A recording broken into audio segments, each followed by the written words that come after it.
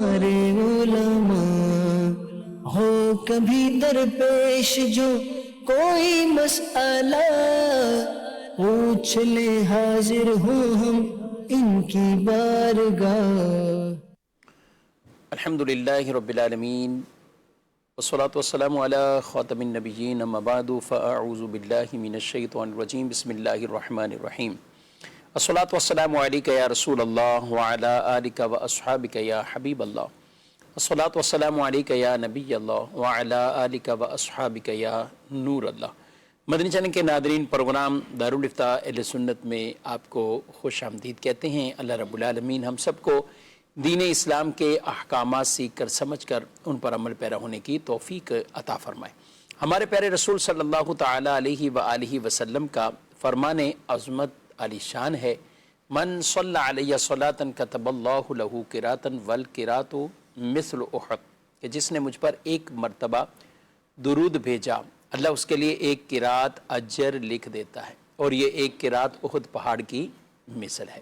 صلو علی الحبیب صلی اللہ تعالی علی محمد صلی اللہ علیہ وآلہ وسلم۔ ناظرین اکرام، اس پروگرام میں آپ کے سوالات بطور خاص شامل کرتے ہیں۔ نمبر آپ اسکرین پر ملاحظہ فرما رہے ہیں، ان نمبرز پر اپنے سوالات آپ بھیج سکتے ہیں۔ ہماری کوشش ہوگی اسی پروگرام میں جو سوالات موصول ہوں ان کے جوابات آپ تک پہنچائیں۔ آج کے ہمارے اس پروگرام میں شامل ہیں مفتی محمد حسن رضا عطاری صاحب، ان کو خوش آمدید کہتے ہیں۔ جزاک اللہ۔ کیسے مزاج؟ الحمدللہ رب العالمین۔ ماشاء اللہ ماشاء اللہ۔ بڑھتے ہمارے پاس کچھ ویڈیو سوالات ہیں اور ان کو شامل کرتے ہیں۔ مفتی صاحب سے میرا یہ سوال ہے کہ منت کے نوافل دوسروں سے پڑھوانا کیسا ہے؟ جی، منت خود مانی ہے، اب نوافل کوئی اور کسی کو کہیں تو پورے ہو جائیں گے۔ بسم اللہ الرحمن الرحیم۔ اگر منت مانی ہے اور ان کے پر نوافل یہ لازم ہو چکے ہیں تو خود ہی اس کی ادائیگی کرنی ہے۔ ایسا نہیں ہو سکتا کہ کسی اور سے یہ منت کے نوافل آپ ادا کروائیں۔ ویسے بھی منت جو مانی جاتی ہے وہ اپنی ہی ذات پر مانی جاتی ہے، دوسروں کی ذات پر منت مقرر نہیں کی جا سکتی۔ اور بالخصوص جو یہاں معاملہ ہے وہ تو یہ ہے کہ نماز خالص بدنی عبادت ہے، اور جو بدنی عبادت ہوتی ہے جیسے نماز ہے، روزہ ہے، تو اس میں تو سرے سے کوئی دوسرے کا نائب بن ہی نہیں سکتا صحیح کہ وہ اس کی طرف سے ادا کر لے۔ یعنی اگر مثال کے طور پر یہ منت کے روزے نہ بھی ہوتے، ویسے ہی نفلی روزے ہوتے، تو بھی ایسا نہیں ہو سکتا یہ کسی کا مثلاً روزہ قضا ہو گیا یا کوئی رکھ نہیں پا رہا اپنی کمزوری کی بنیاد پر، تو وہ کہے کہ میں کسی اور سے روزہ رکھوا لوں، تو یہ نیابت نہیں ہوتی۔ اس کے اوپر احادیث طیبہ یہ سنن اربع کے اندر موجود ہیں کہ لا یصوم احد عن احد ولا یصلی احد عن احد، کہ کوئی شخص بھی دوسرے کی طرف سے نہ روزہ رکھے گا نہ اس کی طرف سے نماز ادا کرے گا۔ تو اس میں وکالت نہیں ہو سکتی، اس میں کوئی دوسرے کا نائب نہیں بن سکتا۔ ہاں زکوٰۃ ہے تو زکوٰۃ چونکہ خالص مالی عبادت ہے تو اس میں دوسرے کا نائب بن سکتا ہے، وہ اس کی طرف سے زکوٰۃ ادا کر سکتا ہے۔ حج چونکہ یہ مال اور بدنی عبادت دونوں کا مجموعہ ہے، تو یہاں جہاں عجز آئے گا، یعنی بندہ اب ایسا ہو گیا کہ اس کے اوپر حج فرض ہو چکا اور اب وہ ادا نہیں کر سکتا، صحیح، تو وہ حج بدل کے طور پہ حج کروا سکتا ہے، وہ ایک نوعیت الگ ہو جاتی ہے۔ لیکن بہرحال نماز اور روزہ چاہے منت کے ہوں چاہے کوئی اور ہوں، کوئی بھی کسی دوسرے کی طرف سے یہ نہیں رکھ سکتا۔ اچھا، یہ نماز ہو یا روزہ منت مان لیے اور نہیں رکھ پا رہے، عاجز ہو گئے، تو اس کا پھر اور کیا حل ہوتا ہے؟ یعنی اس کے علاوہ نماز کی جگہ کیا کوئی اس کا فدیہ ہوتا ہے یا روزے کی جگہ کوئی اور اس میں؟ جب اس وقت تک تو نماز کا فدیہ تو یہ نہیں ہوتا، نماز تو ادا کرنی ہے۔ اگر وقت اخیر آ جاتا ہے تو اب وصیت کر جائیں گے کہ جو ہے اس کا فدیہ ادا کر دیا جائے۔ اور روزہ جو ہے یہ اگر اس شیخ فانی ہو چکے ہیں، اس کنڈیشن پر پہنچ چکے ہیں کہ اب ٹھیک ہونے کی امید ہی نہیں ہے اور روزہ رکھنے کی قدرت ہی نہیں ہے، تو پھر یہ اس کی جگہ فدیہ ادا کر دیں گے۔ پھر اس کی جگہ اچھا، جیسے انہوں نے کہا کہ کسی دوسرے سے پڑھوانا، اسی طرح بعض اوقات لوگ کسی دوسرے کی طرف سے منت بھی مان کر آ جاتے ہیں۔ جی، یعنی اچھا گھر کے بڑے ہی ہوتے ہیں، جی مثال کے طور پہ والدین نے منت مان لی کہ ان کی شادی ہوگی تو اس کے طور پر یہ فلاں یہ کام کریں گے۔ اچھا کسی کا اولاد نہیں ہو رہی ہوتی یا ایک عرصہ گزرے تو اب بچے ہوئے، اولاد ہوئی، تو اب ماں باپ انہیں یاد دلا رہے ہوتے ہیں ہم نے تو یہ منت مانی تھی کہ تمہارے یہاں ہوگا تو یہ، تو تو یہ کیا ہوتی ہیں؟ نہیں ہوگی نا. منت اپنی ذات پہ کوئی چیز آپ لازم کر سکتے، صحیح. اس کی شرائط اپنی ہے کہ ان شرائط کی پائے جانے کی صورت میں آپ اپنی ذات پر کوئی چیز لازم کر سکتے ہیں. دوسرے کی ذات پر آپ منت مقرر نہیں کر سکتے جب تک کہ وہ خود اپنے اوپر وہ چیز مقرر نہیں کرے گا، اپنے اوپر لازم نہیں کرے گا. ہاں بعض چیزیں ایسی ہوتی ہیں کہ جو جن پر عمل کرنے میں کوئی حرج نہیں ہوتا، بہتر ہوتی ہیں کہ ان کو کیا جائے. اب اگر کسی اور نے کہا کہ میں نے اس انداز میں منت مانی تھی تو وہ شرعی منت تو نہیں ہے، لیکن چونکہ ایک نیک کام ہے تو اس کو کر لینا بہتر ہے، آپ اسے ادا کر لیں. ٹھیک. مزید حضور عرض یہ ہے کہ ایک عرصہ پہلے ایک بچے نے چوری کی اور اب وہ بالغ ہو چکا، اب اس کے اوپر کیا حکم ہوگا؟ ارشاد فرما دیجیے، جزاک اللہ خیر. آمین. جی جی، نابالغ کے اوپر بھی جو حقوق مالیہ ہوتے ہیں وہ لازم ہوتے ہیں. ایسا نہیں ہے کہ نابالغ اس حوالے سے اس کو کھلی چھوٹ ہو، جو چاہے کرتا پھرے. اگر اس نے کسی کا نقصان کر دیا یا اس نے چوری ہی کی ہے تو اس کا جو بدل ہوگا وہ اس پر لازم ہوگا. اب جیسے وہ بالغ ہو گیا ہے اور اسے یاد ہے کہ اس نے کس کی چوری کی تھی، تو اسے ڈھونڈے اور اس کو ڈھونڈ کر جتنی رقم تھی وہ اس تک پہنچائے اور اس سے معافی بھی مانگے. اور اگر اسے معلوم ہی نہیں ہے کہ وہ کون ہے، یا اسے معلوم ہے کہ وہ کون ہے لیکن وہ مل ہی نہیں رہا، نہ اس کے وارثوں کو پتہ چل رہا ہے، تو اب اس کی طرف سے جتنی رقم بنتی ہے وہ صدقہ کر دے اور اس کے لیے استغفار کرے، اور اللہ پاک کی بارگاہ میں اس بات کی امید رکھے کہ قیامت کے دن اللہ پاک ان کا آپس میں جو معاملہ ہے اس کو صلح کی صورت میں نپٹا دے گا اور دونوں کی اللہ تبارک و تعالی صلح کروا دے گا. یہ نیت رکھے اور دعا اس کے لیے کرتا رہے. ہاں بالفرض وہ بندہ ملا نہیں اور اس نے صدقہ کر دیا، کچھ عرصے کے بعد وہ بندہ مل جاتا ہے، تو اب ایسا نہیں کہ وہ صدقہ اس کے لیے کافی ہو جائے گا، بلکہ اب اگر وہ شخص کہتا ہے کہ مجھے میری رقم واپس کرو تو واپس کرنا ہوگی، اور آپ نے اس کو بتانا ہوگا کہ اس طرح کا معاملہ ہوا تھا اور پھر میں نے آپ کی طرف سے صدقہ کر دیا تھا. اب وہ کہتا ہے کہ نہیں مجھے تو میری رقم چاہیے، تو پھر آپ کو اس کو رقم دینا پڑے گی. ہاں اگر وہ خود سے راضی ہو جاتا ہے کہ ٹھیک ہے جو آپ نے صدقہ کیا ہے اس کو میں بھی نافذ کرتا ہوں تو ٹھیک ہو جائے گا. لیکن بہرحال خلاص ہی نہیں ہے، جو رقم آپ نے لی ہے اس کو بہر صورت آپ نے دینا تو پڑے گا. مالک ملتا ہے تو مالک تک، مالک نہیں ملتا اس کے ورثہ نہیں ملتے تو پھر آپ اس کی طرف سے اللہ کی راہ کے اندر اسے صدقہ کر دیں گے. اچھا، چوری کا معاملہ اگر یہ مالک بھی ہے، سب کچھ ہے، لوٹانے کا ذہن بھی ہے، تو بعض پھر لوگ اس پہ پوچھتے ہیں کہ کیا بتانا بھی پڑے گا، ان سے معافی بھی مانگنی پڑے گی. اب اس میں مختلف صورتیں ہو سکتی ہیں، لیکن ایک اوورال کیا کہیں گے؟ اس میں دیکھیں اگر تو اس بات کا اندیشہ ہے کہ اس کو بتائیں گے تو وہ عزت خراب کرے گا، یا ممکن ہے کہ وہ پولیس کیس کروا دے اور اس طرح کے مسائل کھڑے ہو جائیں گے، تو پھر اس صورت میں یہ بتانا لازم نہیں ہے کہ یہ چوری کی رقم ہے، بلکہ کوئی بھی ایسی بات کہہ سکتا ہے کہ ایک عرصہ دراز پہلے یہ رقم آپ کی میرے پاس رہ گئی تھی، یا میں نے لی تھی آپ سے ادھار، یا ادھار نہ بولے، یہ رقم آپ کی تھی میرے پاس، میں دینا بھول گیا تھا آپ کو. تو ان الفاظ کے ذریعے سے جو ہے وہ ان کو واپس کر دے اور معافی بھی مانگ لے کہ میں نے آپ کو رقم پہنچانے میں تاخیر کی ہے. اس کو یہ بولنا ضروری نہیں ہے کہ رقم میں نے آپ کی چوری کی، اجازت کے بغیر یہ اس طرح لیے. اور اگر اسے پتہ ہی نہیں ہے کسی طرح کا، پھر بھی اسے بتانا پڑے گا. مطلب اب اس کو پتہ ہی نہیں ہے کہ میری رقم کس نے لی، کیسے لی، اور یہ کسی طرح اس کی ملکیت میں دینے پر قدرت رکھتا ہے کہ یہ اس کی ملکیت میں، اس کو آج کل جیسے اکاؤنٹس میں ڈال دی، یا کسی اور طرح بھی رقم پہنچ گئی اس کے اکاؤنٹ میں، اور کیا پھر بھی اسے بتانا ہی پڑے گا؟ دیکھیے بتانا یوں تو لازم نہیں ہے کہ اسے بتانا ہی ہو، لیکن بعض اوقات ہوتا ہے کہ سامنے والا بولے گا میں کیوں لوں تم سے رقم، صحیح، یہ اتنی بڑی رقم ہے یا جتنی بھی رقم ہے، وہ منع کر رہا ہے کہ میں کیوں لوں رقم، کوئی وجہ تو ہونا، تو اب بندہ مجبور ہو جائے گا. صحیح. اور بغیر اطلاع کے ویسے اکاؤنٹ میں بھیجیں تو ہو سکتا ہے کہ وہ آگے صدقہ کر دے، وہ یہ کہے گا کہ یہ رقم تو میری ہے ہی نہیں، ایسے ہی آ گئی ہے. تو یوں مسائل کھڑے ہو سکتے ہیں. تو اس صورت میں جو ہے وہ اسے بتانا پڑے گا. ٹھیک ہے. اچھا چلیں، اکاؤنٹ میں رقم آ جائے، یہ پہلا مسئلہ ضمناً آ گیا. ہو سکتا ہے کئی ناظرین اس کے ذہنوں میں بھی سوال آئے. بعض اوقات ہوتا ہے کہ لوگ کہہ رہے ہوتے ہیں کہ ہمارے اکاؤنٹ میں رقم آ گئی، پتہ نہیں چل رہا کہ کہاں سے آئی، کیسے آئی. اور کبھی ایسا ہوتا ہے کہ مختلف ذرائع جو بھی ہیں رقم ٹرانسفر کرنے کے، تو کہیں نہ کہیں غلطی سے بھی چلے جاتی ہے، نمبر وغیرہ کچھ ایسا لکھا گیا. حکم کیا ہے اس کا؟ دیکھیں پہلی چیز تو یہ ہے کہ عمومی طور پر تو ان چیزوں کی معلومات ہو جاتی ہے، ٹھیک، کیونکہ جب ٹرانسفر ہوتا ہے، رقم ٹرانسفر ہوتی ہے تو بھیجنے والا کون ہے یہ بھی اس کی بھی تفصیل آ رہی ہوتی ہے، کچھ نہ کچھ اس کے بارے میں آ رہا ہوتا ہے. لہذا اگر ہم ان ذرائع سے معلوم کریں گے کہ جہاں سے وہ رقم آئی ہے تو ہمیں سراغ تو مل سکتا ہے، معلوم تو ہو سکتا ہے کہ کس نے رقم بھیجی ہے۔ جب یہ پتہ چل جائے گا، معلوم ہو جائے گا تو اس تک رقم پہنچانا یہ ضروری ہو جائے گا کہ اسی تک رقم پہنچائے۔ ہاں آپ نے اپنی بھرپور کوشش کر لی صحیح، کہ کسی صورت بھی معلوم نہیں ہو رہا کہ وہ کون ہے جس نے رقم ٹرانسفر کی ہے، تو آپ انتظار کر لیں تھوڑا سا، اس کو استعمال کرنے کی تو اجازت نہیں ہے، انتظار کر لیں کہ اس نے غلطی کی بنیاد پر بھیج دی ہے۔ پھر اس کے بعد اگر وہ بندہ کسی صورت رابطہ بھی نہیں کرتا اور آپ کو معلومات بھی اس کے بارے میں نہیں مل رہی، تو اس کی طرف سے پھر آپ کو صدقہ کرنا پڑے گا۔ ٹھیک ہے۔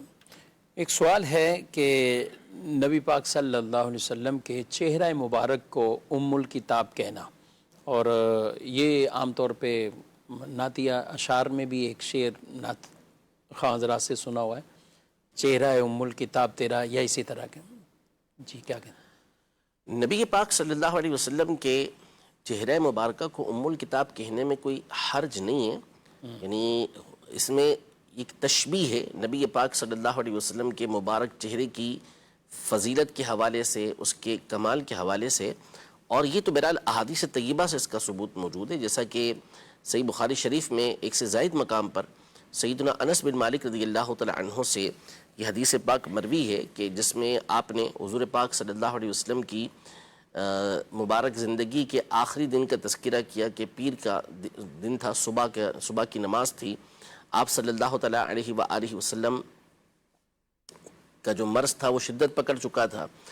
فجر کے وقت میں صحابہ اکرام علیہم رضوان سیدنا ابو بکر صدیق رضی اللہ تعالی عنہ کے پیچھے صفے بنا کر موجود تھے، تو اتنے میں حضور پاک صلی اللہ علیہ وسلم نے جو پردہ تھا اسے اوپر کیا اپنے مبارک کمرے کا، حجرے کا، تو آپ کا چہرہ ایسا چمک رہا تھا کہ حضرت سیدنا انس بن مالک رضی اللہ تعالیٰ عنہ فرماتے ہیں کہ کأنہ ورقۃ مصحف، گویا کہ یہ چہرہ مبارکہ مصحف قرآن کا ورقہ تھا۔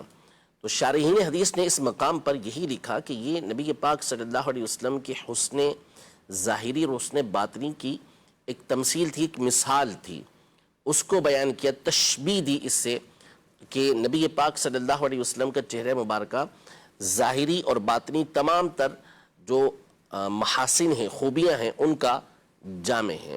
تو یہ تو خود سیدنا انس بن مالک رضی اللہ تعالی عنہ کی روایت موجود ہے۔ تو تشبیہ جو ہوتی ہے وہ من وجہین ہوتی ہے، یعنی اس کے اندر کوئی نہ کوئی بات ہوتی ہے جس کی بنیاد پر ایسا کہا جاتا ہے۔ جیسے سیدتنا عائشہ صدیقہ رضی اللہ تعالی عنہا سے بھی اس حوالے سے جب سوال کیا گیا کہ حضور پاک صلی اللہ علیہ وسلم کے اخلاق کیسے تھے، تو آپ رضی اللہ تعالی عنہا نے یہ فرمایا کہ کأن خلقہ القرآن یا کان خلقہ القرآن، نبی پاک صلی اللہ علیہ وسلم کے جو اخلاق تھے وہ قرآن تھے۔ تو یہاں اخلاق مبارکہ کو بھی قرآن کہا گیا، تو اس کا مطلب یہی ہے کہ نبی پاک صلی اللہ علیہ وسلم کے اخلاق بڑے عالی تھے، اور نبی پاک صلی اللہ علیہ وسلم کے اخلاق عین تعلیمات قرآن کے مطابق تھے، یعنی گویا کہ قرآن کی ایک عملی تفسیر تھے۔ تو یوں یہ احادیث طیبہ میں اس طرح کی باتیں موجود ہیں، لہذا نبی پاک صلی اللہ علیہ وسلم کے چہرہ مبارکہ کو اگر کسی نے کہا ام الکتاب تو اس میں کوئی حرج نہیں ہے، بلکہ نبی پاک صلی اللہ علیہ وسلم کی جو ذات مبارکہ ہے ان کا مقام تو بہت بلند و بالا ہے۔ جرح و تعدیل کے جو الفاظ کتب جرح و تعدیل کے اندر مذکور ہیں، اس میں سے تعدیل یعنی کسی راوی کی توثیق بیان کرنا ہو، کسی راوی کا بہت بڑا مقام و مرتبہ بیان کرنا ہو حدیث بیان کرنے والے کا، تو اس کے لیے بھی مصحف کے الفاظ استعمال ہوئے ہیں۔ مسعر بن کدام رحمۃ اللہ تعالی علیہ ایک مشہور محدث گزرے ہیں، تو ان کو مختلف الفاظ کے ساتھ دیگر محدثین نے تعبیر کیا، تو کہا کہ انہ مصحف، کہ یہ مصحف ہے۔ مطلب کیا تھا کہ ان کا حافظہ بہت مضبوط تھا، یعنی باتوں کو اچھی طریقے سے یاد رکھتے تھے، ضبط کرتے تھے، تو اس لیے اس لفظ سے ان کو تعبیر کیا، یہ لفظ ان کے لیے بولا گیا۔ تو مقصد یہ نہیں ہوتا کہ یہ کوئی سراپا قرآن ہے، بلکہ ایک تشبیہ دینا مقصود ہوتی ہے کہ جس طرح قرآن پاک میں حفاظت ہے، اللہ پاک نے یہ فیضان دیا ہے کہ یہ عمومی طور پہ باتوں کو مضبوطی کے ساتھ یاد رکھتے ہیں۔ ماشاءاللہ، یعنی یہ شعر کوئی حرج اس میں نہیں۔ جی مزید سوال۔ جاوید حسین کراچی سے، جو عالم نہ ہو وہ حمد یا نعت کے اشعار لکھ سکتا ہے؟ اشعار پہ بات کی ہے تو سوال بھی اسی نوعیت کا یہ کہیں گے۔ جی کسی کا بھی کوئی کلام ہو، جی، اور آج کل لوگوں کو کافی اس میں شوق بھی ہے، لوگ لکھنا بھی، اور پھر بعض تو آتے بھی ہیں اور آ کر کہتے ہیں کہ آپ اس پہ سائن کر دیں یا آپ اس کو چیک کر دیں، اور کوئی مسئلہ؟ یہ بس شوق جو ہے نا وہ ایسے پالنے چاہیے کہ جس میں آزمائش نہ ہو. بہت سو کو مفتی کے لانے کا شوق ہے آج کے دور میں، تو اب اس کا نتیجہ ہم دیکھ رہے ہیں کہ جو تجربے کار لوگ ہوتے ہیں اور جو واقعی ماہر مفتیان کرام ہوتے ہیں وہ سر پکڑ کے بیٹھے ہوتے ہیں ان جدید مفتیان کرام کے فتاویٰ اور ان کے انداز سے، تو یہ ایک شوق چرایا ہوا ہے. تو اسی طرح بہت سے لوگوں کو اشعار لکھنے کا، حمد و نعت لکھنے کا شوق ان کے اندر پایا جاتا ہے. اس میں گزارش یہ ہے کہ اگر تو آپ واقعی علم والے ہیں یا علماء سے آپ رابطے میں ہیں، ایسے علماء کے جو واقعی متدین اور سمجھدار، جن کا واقعی قرآن و حدیث کا فقہ کا مطالعہ ہو، وہ آپ کے اس کلام کو چیک کر سکتے ہیں. نمبر 1 یہ. نمبر 2 یہ کہ آپ کو واقعی اوزان کی معرفت ہو، پہچان ہو کہ آپ کے جو اشعار ہیں وہ واقعی شاعری کے جو اصول ہیں ان کے مطابق ہیں یا نہیں ہیں. تو بسا اوقات اشعار اوزان ٹھیک ہوتے ہیں بالکل، لیکن ان کا جو مفہوم نکلتا ہے وہ صراحتاً قرآن و سنت کے خلاف ہو رہا ہوتا ہے. اور بسا اوقات اشعار جو ہے وہ مفاہیم کے اعتبار سے ٹھیک ہوتے ہیں تو شاعری کا جو اصول شاعری کے جو اصول ہوتے ہیں ان کے برخلاف وہ چل رہے ہوتے ہیں. تو اس لیے بہتر یہ ہے کہ یا تو آپ کسی ماہر استاد کہ جس نے واقعی شاعری کے اصول بھی جانے ہوں اور ساتھ میں وہ علم والا بھی ہو، اس سے آپ نے سیکھا ہو تو ٹھیک ہے، یا پھر آپ کے اشعار کو چیک کرنے والا کوئی بندہ ایسا موجود ہے جو آپ کو واقعی وقت دے اور اس کو پڑھ کے آپ کو بتا سکے کہ یہ چیز ٹھیک ہے، اور ساتھ ہی ساتھ آپ کی وہاں دوسری طرف بھی اصلاح ہو سکے تو ٹھیک ہے کہ اس انداز میں ہو سکتا ہے. لیکن یہ بہت مشکل کام ہے. ہمیں بھیج دیتے ہیں پوری نظمیں، پورے جو ہے وہ پوری نعت لکھی ہوئی بھیج دیتے ہیں.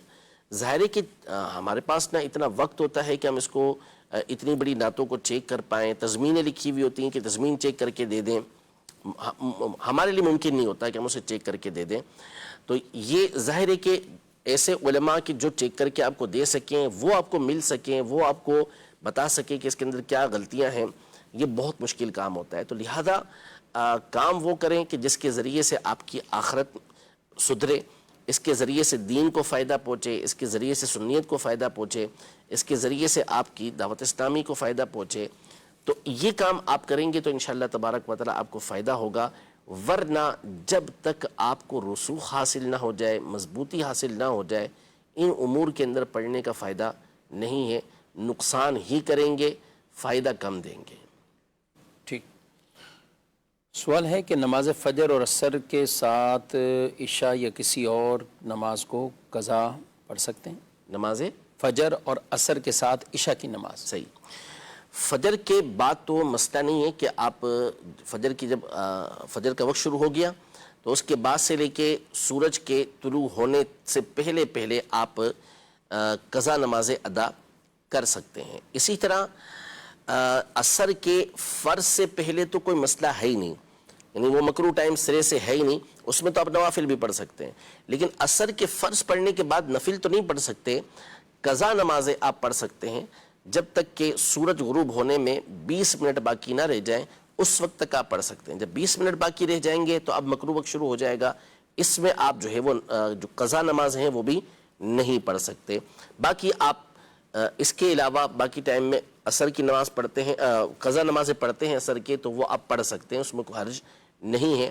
البتہ چونکہ قضا کا اظہار بھی گناہ ہے، اچھا، یعنی لوگوں کے سامنے یہ ظاہر نہیں ہونا چاہیے کہ آپ کی نماز قضا ہوئی ہے، تو لہذا یہ نماز آپ ایسے مقام پہ پڑھیں کہ جہاں کوئی آپ کو نہ دیکھے، چاہے وہ مسجد کا کوئی چھپا ہوا گوشہ ہو جس کے اندر آپ پڑھ لیں، یا اپنے گھر کے اندر پڑھیں، تاکہ کسی کو یہ گمان نہ ہو کہ آپ قضا نمازیں پڑھ لیں یا آپ اس وقت میں نوافل پڑھ رہے ہیں کہ جس وقت میں نوافل پڑھنے کی اجازت نہیں ہے.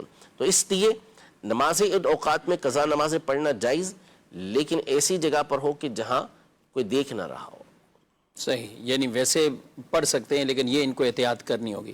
اچھا، گھر میں اعتکاف بھی جیسے بعض اوقات اعتکاف میں بیٹھتے ہیں، اسی طرح عام نارمل بھی دیکھیں تو خواتین بھی گھروں کے اندر اعتکاف وغیرہ جب بھی رمضان شریف میں اگر وہ کرتی ہیں تو اس میں تو کوئی نہیں، کسی پہ اظہار نہیں ہے. اگر اس طرح ہے اور مسجد میں بھی کچھ چھپ کر یوں کہ اظہار نہیں ہو رہا تو تو میں نے وہی کہا نا کہ دیکھیں اظہاری مسجد میں تو اظہار ہو سکتا ہے نا. اچھا اعتکاف میں بیٹھے ہوئے ہیں، عصر کے بعد دیگر لوگ اذکار کر رہے ہیں اور یہ ایک طرف نماز کھڑے ہو پڑھ کے نماز پڑھے جا رہے ہیں، تو اب دو ہی صورتیں ہوں گی کہ یا تو نوافل پڑھ رہے ہیں یا پھر قضا نمازیں پڑھ رہے ہیں. نوافل اس وقت میں پڑھ نہیں سکتے تو یہ ایک الگ مسئلہ ہوگا، اور قضا نمازوں کا اظہار نہیں کر سکتے، تو اس لیے یا تو چھپ کر ہی کیا چھپ کر ہی پڑھا. ظاہر ہے اس میں نا.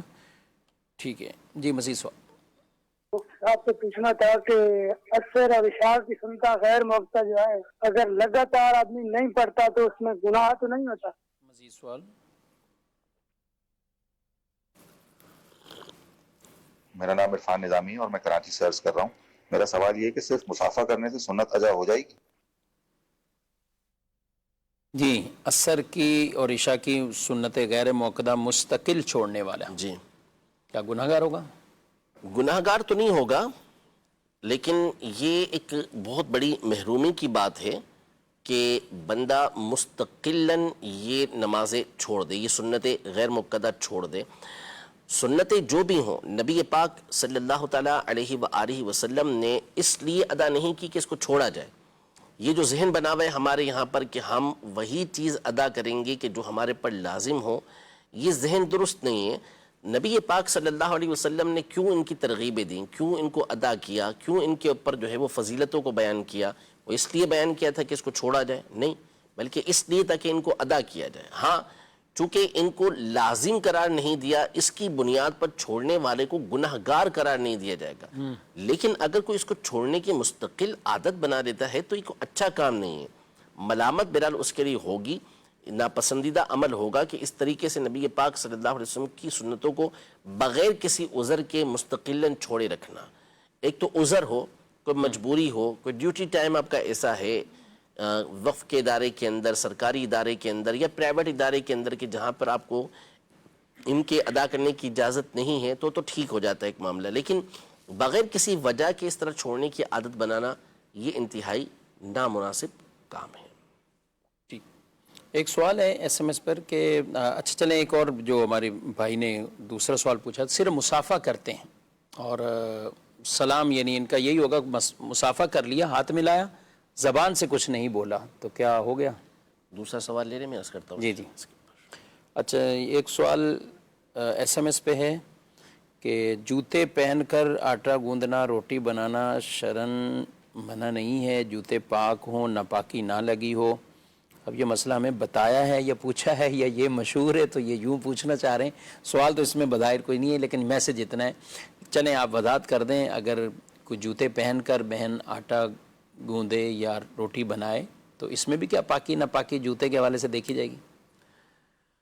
جوتے کے حوالے سے یوں پاکی ناپاکی تو نہیں دیکھی جائے گی. اور عام طور پہ چپل جو ہے وہ سلیپر آتے ہیں خاص کچن کے لیے کہ جسے پہنا ہی کچن کے اندر جاتا ہے، تو وہ آٹا گونتے ہوئے بھی، سالن بناتے ہوئے بھی، دیگر چیزوں کو بناتے ہوئے بھی استعمال تو ہو رہے ہوتے ہیں. وہ نارمل استعمال باہر کا نہیں ہوتا ان جوتوں کا. جی میں وہی عرض کر رہا ہوں. تو اس میں ناپاکی کا پاکی کا کوئی لحاظ نہیں ہے کہ اس کی بنیاد پر کوئی روٹی کے اندر اثر آتا ہو، کوئی خرابی آتی ہو، وہ فرق نہیں پڑتا.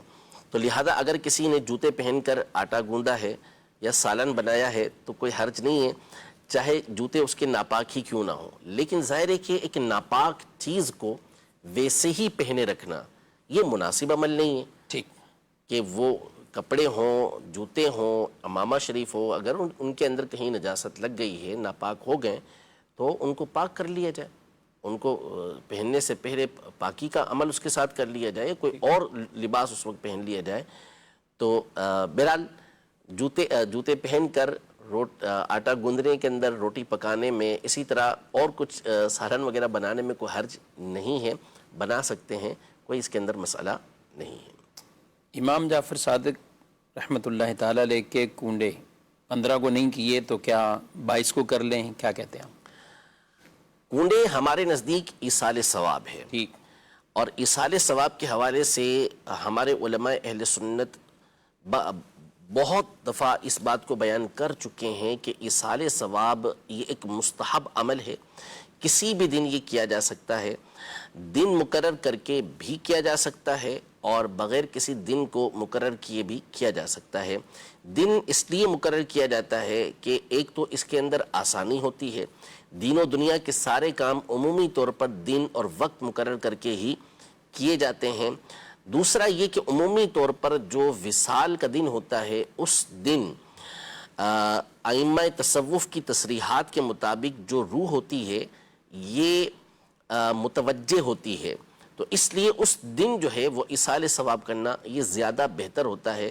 لیکن اگر کسی اور دن بھی آپ نے ایصال کیا، اس سے ایک دن پہلے، ایک دن بعد کیا، اس کے ایک ہفتے بعد، ایک مہینے بعد کیا، کبھی بھی کریں گے آپ ایصال ثواب، تو ایصال ثواب ہو جائے گا، ثواب پہنچ جائے گا، جس کے قرآن و سنت سے بکثرت دلائل یہ موجود ہیں۔ لہذا اگر آپ نے 15 تاریخ کو نہیں کیا، آپ 22 تاریخ کو کرنا چاہتے ہیں، آپ 23 تاریخ کو کرنا چاہتے ہیں، آپ 21 تاریخ کو کرنا چاہتے ہیں، آپ کسی بھی دن کر سکتے ہیں، آپ آج کرنا چاہیں آج کر سکتے ہیں۔ ٹھیک جی، مزید سوال۔ مفتی صاحب سے میرا یہ سوال ہے کہ والدہ کا بیٹی کو دیا تحفہ واپس لینا کیسا ہے؟ جی، والدہ نے پہلے تحفہ دیا ہے، واپسی لینا چاہتی ہیں، اب نہیں لے سکتے اس کو۔ جی، کیوں؟ ایک تو ویسے ہی حدیث پاک میں اس سے منع کیا ہے کہ جو تحفہ دے کر اپنے تحفے کے اندر رجوع کرتا ہے تو وہ اس کتے کی طرح ہے کہ جو قے کر کے اس کو چاٹتا ہے۔ اللہ اکبر، یعنی ایک تشبیہ اتنی ہے اس حوالے سے۔ تو دے دیا تو ختم، اب اس کو واپس نہیں لیں گے۔ اور آپس یہاں تو قرابت ہے، قرابت کی بنیاد پر موانع پائے جا رہے ہیں، تو وہ ویسے ہی نہیں لے سکتے اس کو۔ تو یعنی کچھ موانع یا رکاوٹیں ایسی ہوتی ہیں کہ شرعاً وہاں ویسے ہی منع ہے، ویسے ہی منع ہو جاتے ہیں، ویسے بھی منع ہے۔ اس کی بھی کوئی اور مثالیں بھی ہیں، میاں بیوی یا کچھ اور کے بہت جنہوں ساری نے مثالیں ہیں جو موانع رجوع ہیں، وہ علماء نے تفصیل کے ساتھ ذکر کی ہیں۔ اس میں سے جس کو دیا اس سے کو بدلہ لے لیا، وہ چیز ہلاک ہو گئی، اس نے آگے ہبا کر دی، یہ مختلف چیزیں ہوتی ہیں جس کی بنیاد پر آپ واپس نہیں لے سکتے۔ تو اسی میں سے ایک یہ قرابت والی صورت بھی ہے، تو وہ بھی واپس نہیں لے سکتے۔ صحیح۔ ویسے کئی ناظرین اس طرح کے معاملات بعض اوقات کسی کو لین دین کرتے ہیں اور پھر کبھی کوئی لڑائی جھگڑا ہوتا ہے یا کوئی ایسا معاملہ ہو تو وہ اس کو پھر واپسی کا بھی تقاضا کرتے ہیں کہ یہ ہمیں واپسی دی جائیں چیزیں۔ اچھا، بالخصوص منگنی ہو چکی یا بعض اوقات منگنی کے بعد اگلے مراحل بھی، سب نکاح بھی ہو گیا، رخصتی بھی ہو گئی، سب چیزیں ہو گئی، اب لڑائی ہوئی اور بات ناچاکی اور نا اتفاقی وہ طلاق تک پہنچ گئی، تو یوں بھی سب ایک دوسرے کا وہ ریٹرن کرنے کا وہ سوال کیا جاتا ہے۔ حسان صاحب، اس کے حوالے سے بھی کئی ایسی جگہیں ہوں گی کہ جہاں پہ رجوع کیا ہی نہیں جا سکتا، وہ تحفہ واپسی نہیں لیا جا سکتا، تو کیا کرنا چاہیے اس میں؟ بالکل، اس میں دیکھیں، اول تو یہ دیکھنا ہوتا ہے کہ یہ تحفہ ہے بھی یا نہیں ہے۔ سوری، تحفہ ایک تو وہ ہوتا ہے کہ جو عاریتاً دیا جاتا ہے، صحیح، آپ استعمال کر لیں، اور بعض اوقات یہ ہوتا ہے کہ وہ چیز اسے دے دی جاتی ہے، وہ اس کی ملکیت ہو چکی ہوتی ہے، وہ مالک ہے، تو اس کو پھر واپسی کا مطالبہ نہیں کر سکتے۔ اور یہ سارا جو خاندان کا عرف و رواج ہوتا ہے اس کے مطابق اس کی تعیین ہوتی ہے، یا شروع میں کچھ اس طرح کی بات کہہ دی گئی ہو تو اس کے مطابق اس کا فیصلہ ہوتا ہے۔ یعنی اس کے لیے یہ جو ٹاپک ہے اس کے لیے خصوصیت مطلب کہ پہلے مفتیان کرام سے پوچھنا چاہیے، لازمی ہے، ضروری ہے۔ برادریوں کے اندر اس طرح کے فیصلے ہو جاتے ہیں بعض اوقات، اور پھر اس کے بعد جب دوبارہ کسی عالم دین سے، کسی مفتی صاحب سے پوچھتے ہیں تو نتیجہ اس کے برعکس نکلتا ہے کہ وہ چیز کسی ایک کی ہو چکی ہوتی ہے اور پھر اس سے مطالبہ اس چیز کا کیا جا رہا ہوتا ہے، اور بس اوقات واپس لے بھی لی جاتی ہے یا اس کا بدل لے لیا جاتا ہے، حالانکہ وہاں لینے کی شرعاً اجازت نہیں ہوتی۔ ٹھیک، اور اس کے لیے ضرور رہنمائی بھی ہمیں لینی چاہیے۔ دارالتعلیم سنت کا نمبر اپنے پاس رکھیے اور اس نمبر پر آپ ضرور اس طرح کے جو مسائل ہیں آپ پوچھ بھی سکتے ہیں، اور زیادہ بہتر صورت کہ آپ تحریری طور پر لے لیں، کیونکہ بعض اوقات اپنے کوئی ایسی رہنمائی کے جو سامنے کسی کو دکھانی ہے اور وہ اس چیز کا تقاضا کر رہا ہو اور ہم کہیں کہ اس پر دین کا، شریعت کا یہ مسئلہ ہے، فتویٰ یہ ہے، تو تحریری طور پر بہت ویلڈ ہوتا ہے وہاں پہ ان کو دکھانا بھی، رہنمائی کرنا بھی، تاکہ کوئی کسی طرح کی گفتگو بھی نہ کرے۔ تو یہ نمبر اپنے پاس رکھیں اور اس نمبر پر بھی رابطہ کر سکتے ہیں۔ کچھ کہنا چاہیں گے؟ جی، وہ مسافے والی جو صورت تھی، تو اس میں یہ ہے کہ مسافہ تو بنیادی اعتبار سے یہ دونوں ہاتھوں کے ملنے کو بولتے ہیں، دونوں بندوں نے آپس میں ہاتھ ملایا، یہ مسافہ کہلاتا ہے۔ سلام کے بغیر جو مسافے کی صورت ہے تو اس کے حوالے سے دارالفتہ سنت کا ایک تفصیلی فتویٰ حالیہ وائرل ہوا ہے، جس میں اس بات کی صراحت کی ہے کہ بغیر سلام کے جو مصافحہ کیا جائے گا تو یہ مسنون مصافحہ نہیں کہلائے گا. مسنون مصافحہ کے لیے یہ ضروری ہے کہ اس سے پہلے یہ سلام ہو.